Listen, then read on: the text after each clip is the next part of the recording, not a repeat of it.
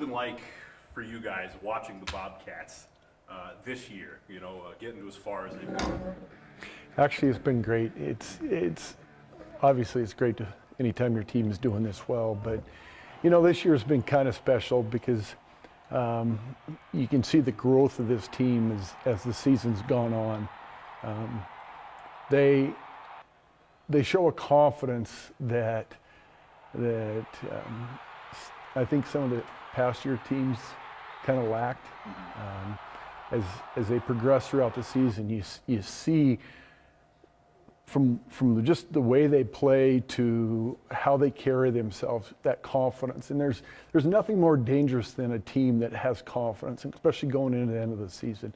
So I think there's a lot of parallels to our team back in the day. We were a team that the year before we went 1-10, and going into that '84 season, nobody expected us to accomplish anything. Matter of fact, our coach, he'd probably be the first one to tell you that probably the only reason why they brought him back for the '84 season was because we beat the Grizzlies in 1983. That was the one win? Yeah, that was our one win against the Grizzlies.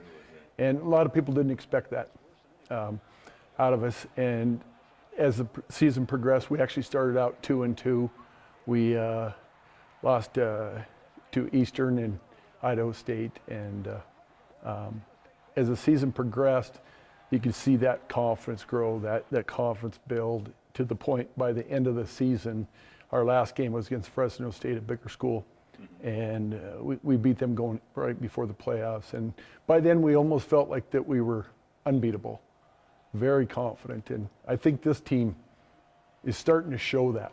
And this weekend will be a great test for them. I imagine you kind of saw it when they ran into those 2 losses in the middle of the conference season. Yep.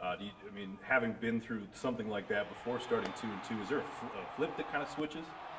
Yeah, I think in all reality, I don't think it's one play. I don't think it's one game. I think it's a process that builds. And we came back and ended up winning against Weber like 44-0. And that was kind of that point. If there was a point that something switched or flipped, I'd say that was for us. But it built each week. We were a team that always came from behind.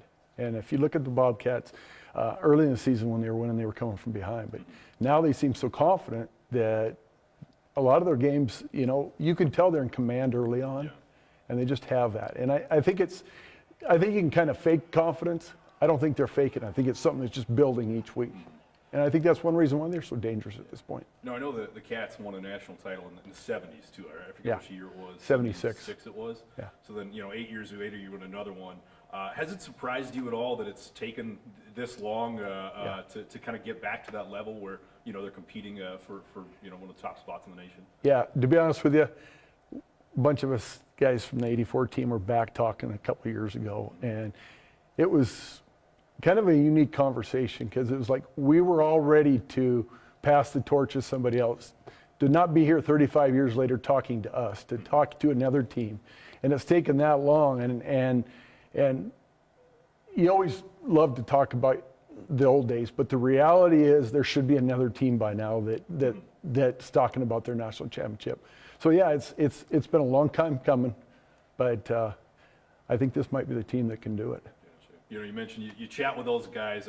What is the relationship like these days? And I'm sure there's reunions and group chats and things like that. We actually did a 35 reunion this year, and when you get back, it's like nothing's changed. It's 35 years. Everybody's older. Everybody's starting to get crippled and changing looks.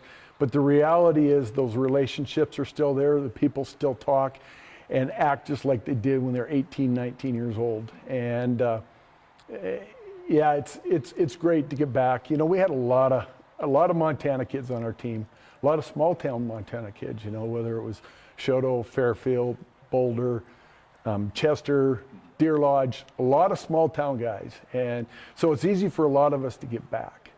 And we get together every year and quite often, sometimes multiple times a year. That's awesome. Now, how often do you get to Bobcat games or get to travel for them? Usually, Trace, my middle son, got done about 3 years ago. So we used to make all of them then, but in the last couple of years, we usually make 2 or 3. Now, I know you guys went through a phase when Ty was playing at the University of Montana. Yeah. You're a Bobcat family. What were those years like, kind of having rooting interests on both sides of the divide?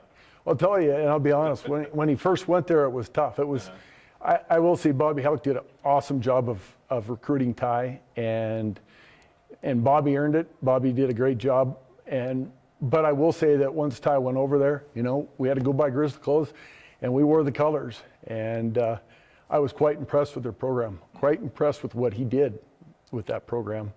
And I will say that it makes it easier today, because if the Bobcats lose the Grizzlies, it doesn't hurt quite as bad because of my son being over there. So yeah, it was unique. It was different. Didn't expect it, but it happened, and it made me appreciate their program. It made me appreciate what they've done over there in Missoula.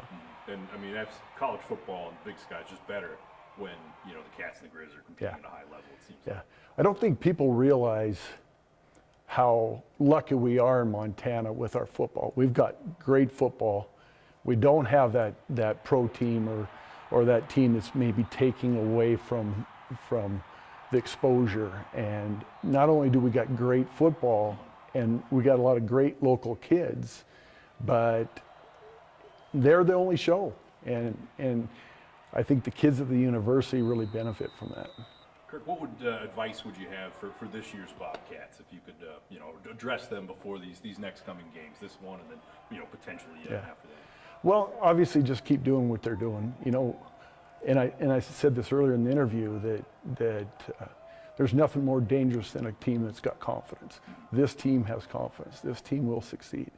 And I think when they go out there Saturday, I don't think they won't be faking it. They'll believe in it. And when you've got that unrelenting confidence when you step on the field, you're pretty hard to beat. And I think they have that, and I think Saturday they'll be successful because of it. Kirk, back in your playing days, how would you describe yourself as a linebacker, as a player? Oh, I don't know. I'd say, if anything, rangy. I could run fairly well, but I was fairly large. I was 6'3", so I will say one thing, that I had a great line in front of me. I had a lot of tackles, but I wouldn't have got those tackles if it wasn't from a great front four in front of us. And I would say the one thing that probably stood out the most about our team was the guys in front of us. We had a front four that was pretty darn tough. If you were in a street fight, those are the guys that you'd want on your side. Tough Montana kids, lived in the weight room, good football players. And that's kind of the through line, I feel, for every successful Bobcat team is a solid core of good Montana kids. Does that kind of seem to be the case? And I would say on either side of the state, whether it's U of M or MSU, when you've got that solid core of Montana kids, those hard-working kids with great work ethic, they're the type of guys you want to line up with. And that's one reason why both schools are successful, because they've got enough of those. And I think as long as both teams keep that, they're going to be successful in the Big Sky. Now, are you surprised your tackle record stood as long as it has? Is that something that kind of a point of pride for you, I imagine? Yeah, too? a little bit. Yeah, it is something to be proud of. But like I said, I wouldn't be there if I didn't have good guys in front of me. So. Kirk, what's your family up to these days? What are the 3 boys doing? Well, Ty's into doing his orthopedic residency, of all places, in Fargo right now. He spends a little bit of time with their football program over there, the NDSU program. And Trace and Trevin are both back here in Great Falls doing construction with me.